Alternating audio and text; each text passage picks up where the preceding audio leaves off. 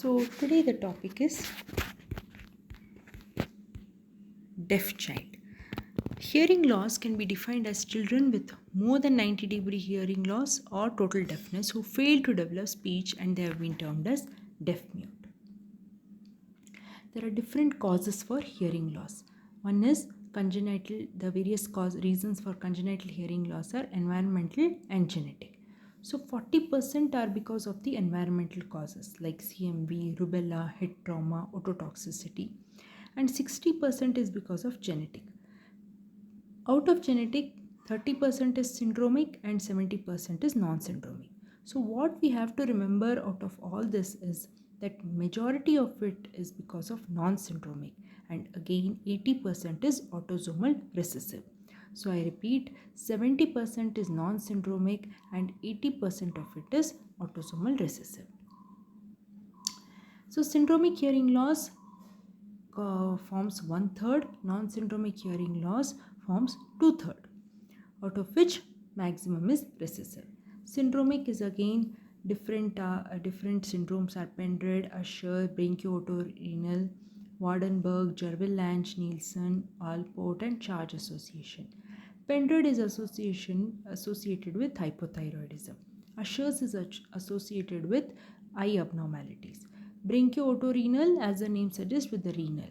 Waardenburg, as we see in the picture, it is also associated with white forelock and pigment anomalies. Jervell-Lange Nielsen is prolonged QT interval, Alport syndromes, and other charge association. Non-syndromic hearing loss forms 2/3 of all congenital SNHL, and the most common gene is connexin 26. It is the most common hereditary SNHL is because of connexin 26, and it has a recessive inheritance. So the different anomalies are Michael, Mondini, Shebes, Bing, Siebman, Alexander's, enlarged vestibular aqueduct, and semicircular canal malformations. So as we can see in the slide, it's all self-explanatory. Michael means complete absence of bony and membranous labyrinth, so on and so forth. Now, how do we evaluate a deaf child? Now, history and the presentation, it depends upon the hearing loss, the patient's age, when was the hearing loss, then threshold of suspicion by the parents, and presence of identifiable risk factors. In most of the cases, parents are not able to identify that their child is deaf mute.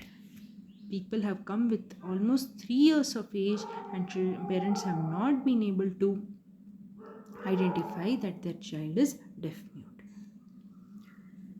So concern over the child's hearing is very important. Are there any behavioral problems, or if there is any profound deafness, any minor speech abnormality, school failure, mental retardation, attention deficit. History and physical examination. We have to characterize the onset, identify other risk factors, identify the family history of SNHL, any infection or any trauma, diabetes, blood dyscrasias, autoimmune malignancy, meningitis, or any middle ear disease, balance problems, learning problems, or any prior testing has been done or not, and other symptoms like visual balance and tinnitus. Important elements of history are perinatal, family, neonatal history. Neonatal history, again, we have to ask for any prematurity, NICU admission, mechanical ventilation, infections, hyperbilirubinemia, and torch infections. Physical examination usually is normal. You can detect syndromic features like if there are any pigment anomalies in Waardenburg syndrome, or any ear pits or bronchial anomalies, or any abnormal external ear in Charge and BOR syndrome. You have to look for pinna if there is any microtia or canal atresia. We have to rule out other acquired conditions, so we have to look for any preauricular sinus, or in EAC if there is any cerumen or foreign body, which are very common things which cannot be ignored. Then on otoscopy, if there is any chronic infection or if there is any perforation. Otoscopy can also detect cholesteatoma, any abnormal landmarks, fluid behind the TM, head and neck evaluation. Lab studies, there are different lab studies which we can do depending upon the patient's history and physical findings, then any bilateral hearing loss, autoimmune inner ear disease, and genetic screening. Serology we have to do in cases of any suspected viral, autoimmune, or syphilitic conditions. CBC if there is any risk of thalassemia or sickle cell disease. Then biochemistry, BUN, serum urea, creat, lipid profile, glucose. Thyroid function test if you are suspecting Pendred syndrome. Autoimmune workup. Non-contrast CT of the temporal bone is a gold standard. It is quick but it may require sedation and it involves ionizing radiation. MRI can also detect other abnormalities of CNS. Why do we need genetic evaluation? To know the inheritance pattern, recognize the genetic syndrome, to perform genetic testing, and to conduct genetic counseling for future offsprings if the parents are planning. Now, how do we assess hearing? Arousal test. Arousal test is very simple. When we give a sound stimulus, then if the child is sleeping, he can be aroused easily. Then auditory response cradle. Baby is in the cradle. Behavior, we have to observe the behavior in response to the sound, like it can be any trunk and limb movement, head jerk, and respiration.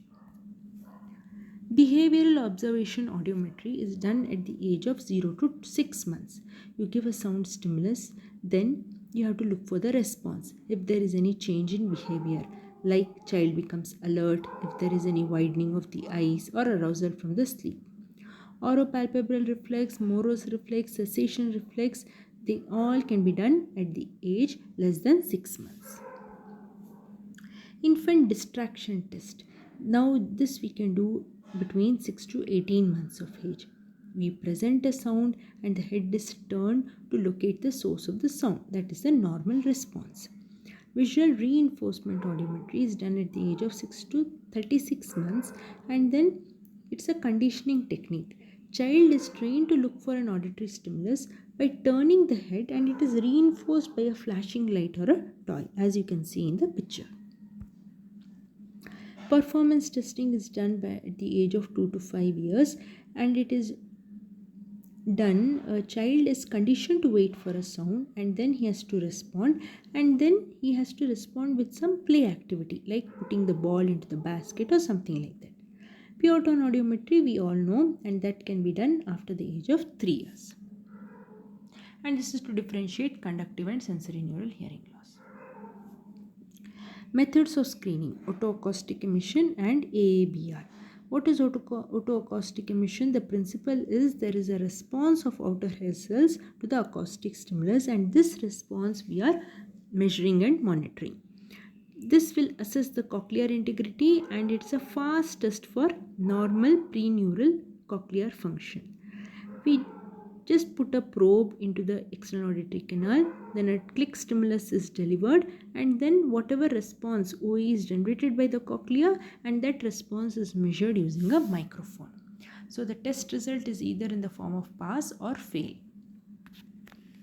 If the middle ear is normal, then we can easily assess the cochlear function in the frequency range of 0.5 to 6 kHz. Limitations are whenever there is any middle ear pathology and auditory neuropathy can be missed out. Auditory neuropathy can be diagnosed only using ABR. And if the stay in ICU is more than 5 days, you always do a ABR. Automated ABR, auditory brainstem function. Here you actually detect the auditory function from 8th nerve to the auditory brainstem. Here there are several electrodes, like you place it in the forehead, mastoid and nape of the neck. You give a click stimulus in the ear canal and then you compare the waveform. So normal waveform with that of abnormal waveform, and you give a response, pass or fail.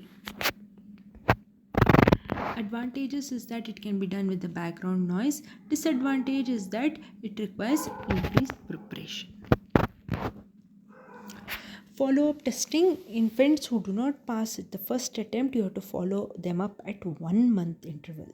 And follow-up usually allows multiple testing sessions, medical interventions, parental counseling, appropriate amplification before the age of 6 months. If the follow-up is delayed, the need for sedation increases. And if the infant fails the second screening session, that is, if he fails OAE, then you do a diagnostic ABR and OAE. Auditory neuropathy or dysynchrony, in these conditions, OAE is normal but abnormal ABR.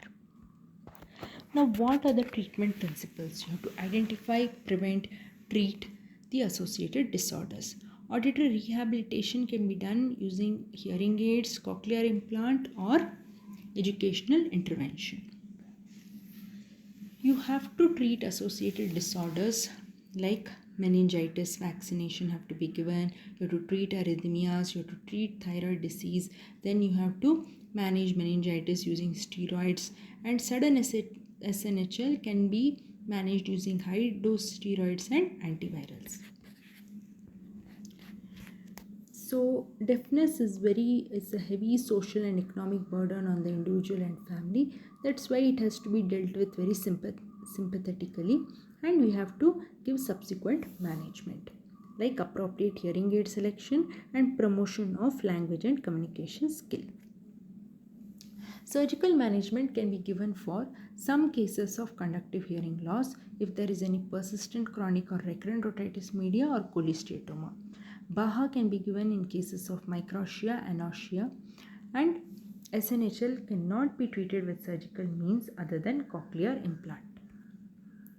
Hearing aids can be given only in cases of SNHL, some conductive hearing loss, or if there is a birth of totally deaf child, which is very rare. Then types of hearing aids are personal hearing aids, which are body worn aids and behind the ear aids. But there are other aids which are not entirely worn by the listener, but also by the speech trainer, or if you are doing group hearing aids, like in this example when a teacher is trying to teach the deaf children using a FM microphone. Cochlear implantation, much success in a very young age, usually less than 18 months children. And then it has got two components, internal component and external. Internal component, it has got an implanted receiver and an electrode system. External component, it has got a transmitter system, sound processor, and a microphone.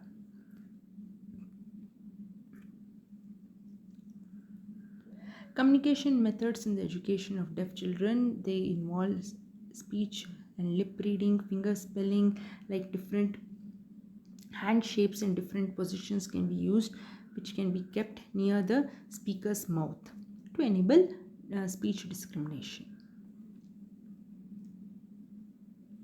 Then other sign languages can also be used. So deaf community is a supportive and strong community. It has got a rich history and language. Children with cochlear implant may have limited access to deaf community. Future therapies are hair cell regeneration and auditory nerve regeneration. Follow-up is very important for a deaf child. Audiologist has to monitor the progress, the hearing loss, and he has to refit the hearing aids. Pediatrician must monitor the linguistic and social development. Children who are deaf or hard of hearing are at a particular risk for abuse.